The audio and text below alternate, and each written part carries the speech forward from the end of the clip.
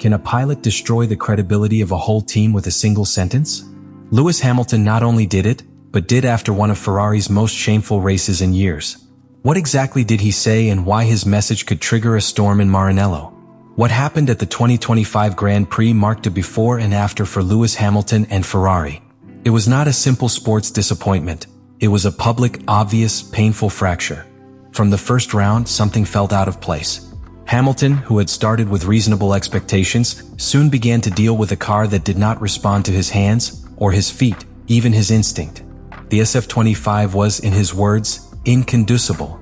An expression that does not launch any pilot, much less one with 7 world titles in tow. From that moment, the narrative changed. It wasn't a bad career. It was a mechanical betrayal. Throughout the competition, Hamilton was receding alarmingly, not for his mistakes, but because the car simply did not allow him to compete.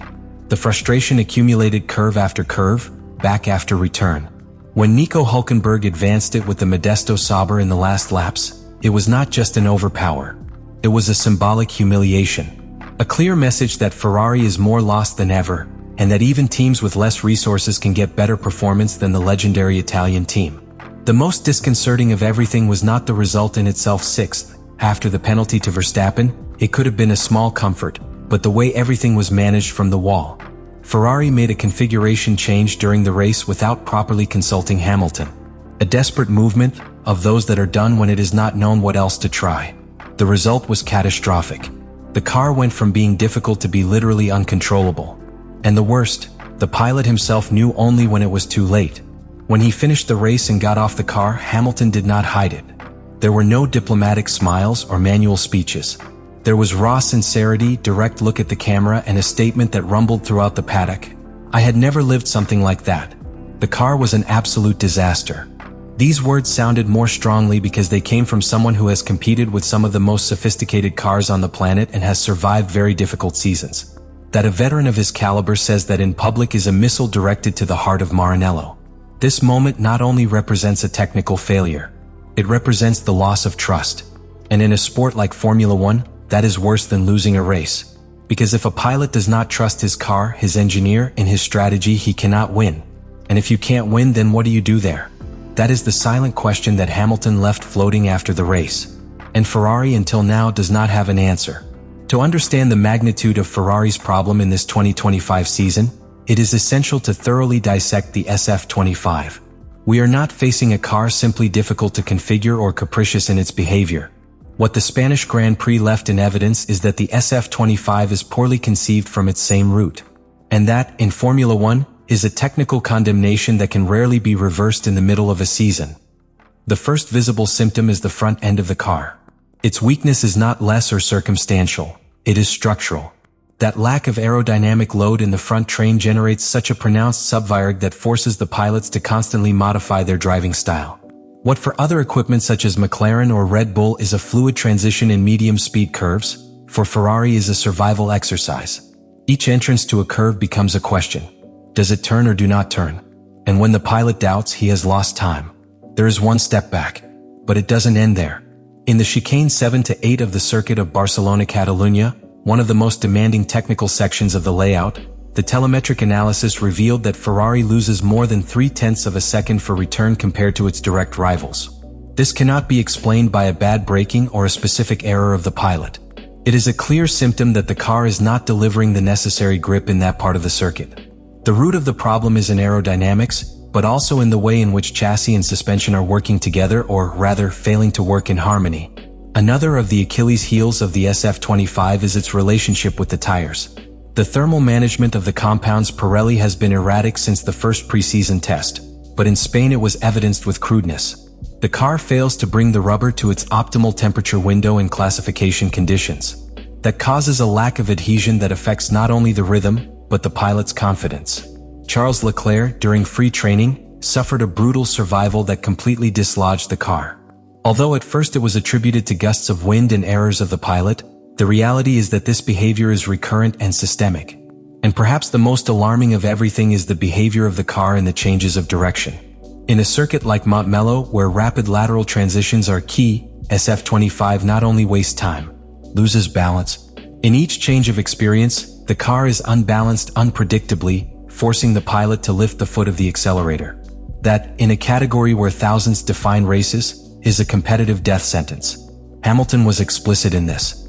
He said that after a change of configuration imposed by the team during the race, the car became impossible to drive. And most worrying, that adjustment was made without proper communication. Ferrari is improvising. It is modifying the car based on theories not proven and without total understanding of its dynamic behavior.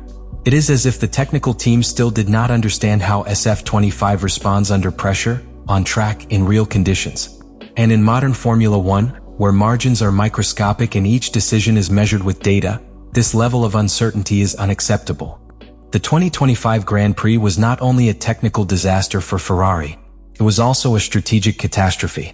The SF25 showed its track limitations, yes, but what happened on the box's wall exceeded any expectation, even the most pessimistic. Because if there is something that defines the failure of a Formula One team, it is the loss of confidence between the pilot and those who direct it from the pit wall. And that was precisely what happened with Lewis Hamilton in Montmello. The first strategic alarm signal already appeared on Turn 9. Charles Leclerc had been pressing Hamilton with a clearly superior rhythm. It was evident that Monegasco had more rhythm, better tire management, and greater attack capacity. However, Ferrari took eternal seconds that in this sport equals an eternity in giving the order for Hamilton to let his partner pass. When he finally did, it was late. The two cars had lost the rebound of the front group and, with it, any possibility of fighting for more relevant positions. An action that should have been taken surgically and early ended up running clumsily and slowly. The estimated loss? Between 3 and 4 seconds. In a category as tight as the current one, that can make the difference between a podium and oblivion. But this was just the beginning. The tire management during the race was erratic. While other teams such as McLaren or Red Bull adjusted their real-time strategy based on track conditions, Ferrari seemed to go with a rigid, immovable plan, which ignored the evolution of the race. Hamilton was called to boxes at a time when the traffic was intense, just when returning to the track meant to be trapped behind slower cars, which would compromise its subsequent laps and the temperature of its tires. The result was obvious. When reincorporating, its rhythm fell into minced. The tires did not go into temperature, had no clean space to roll, and lost contact with any undercut tactical possibility. And the most worrying thing about everything happened with the management of setup changes. Ferrari modified key aspects of the car settings between sessions and during the race without clear communication with Hamilton. This, which might seem an internal technical decision, had drastic consequences. The balance of the car deteriorated to the point of becoming almost uncontrollable. Hamilton found himself fighting a car that literally recognized. The car he had tried in free was not the same as he drove in the race. And he knew when it was too late to do something about it. These types of improvised decisions, without consensus, without solid technical support, are the unequivocal signal of a disoriented team. We are not talking about a simple bad stop or an isolated human error. We are talking about a defective decisions chain that exposes a deep disconnection between engineers on the wall, the simulation department, and the pilot who must execute everything on the track. Chaos on the Ferrari wall not only harmed the result of the day, it broke the trust. In an elite team, each order, each stop in boxes, each change in the configuration must be based on a performance logic. And there wasn't here. What we saw in Barcelona was a Ferrari acting blindly, without clear leadership, without strategic vision, and with a level of disorganization that would be alarming even in a half-grilled team. This tactical chaos represents the true Achilles heel of Ferrari. Because no matter how much they manage to correct technical aspects of the SF25, if the wall continues to make basic execution errors, the victory will continue to be a chimera. And for a pilot like Hamilton, accustomed to Mercedes' surgical precision, this reality is increasingly unbearable. The storm unleashed by Lewis Hamilton after the Spanish Grand Prix is not a simple emotional reaction after a bad career. It is a high-voltage warning.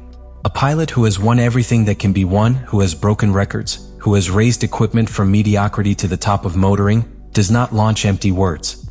Each Hamilton statement is measured, loaded with intention and with a clear purpose. And what he suggested in Barcelona is that Ferrari today is far from offering him the environment to be world champion again. It's not just about the car. The SF25 is a defective platform, yes, but that can be corrected with time, resources, and technical talent. The real problem is deeper. It is cultural. Ferrari is still prey to structural errors that have been dragging for more than a decade. Strategy errors in communication, in decision-making under pressure. And what Barcelona evidenced is that, despite the changes in direction and the promises of renewal, the ghosts of the past are still alive. And that is precisely what makes the situation so dangerous for them. Hamilton does not need to demonstrate anything at this point in his career. He is already a legend. His arrival to Ferrari was, for many, a search for symbolic glory. A last great challenge, return to the Scuderia to the top. But this project only makes sense if there is reciprocity. Therefore, his message after the GP of Spain cannot be ignored. It wasn't a complaint. It was an ultimatum. Because if Hamilton has made something clear in the past, he does not waste time in projects without a future.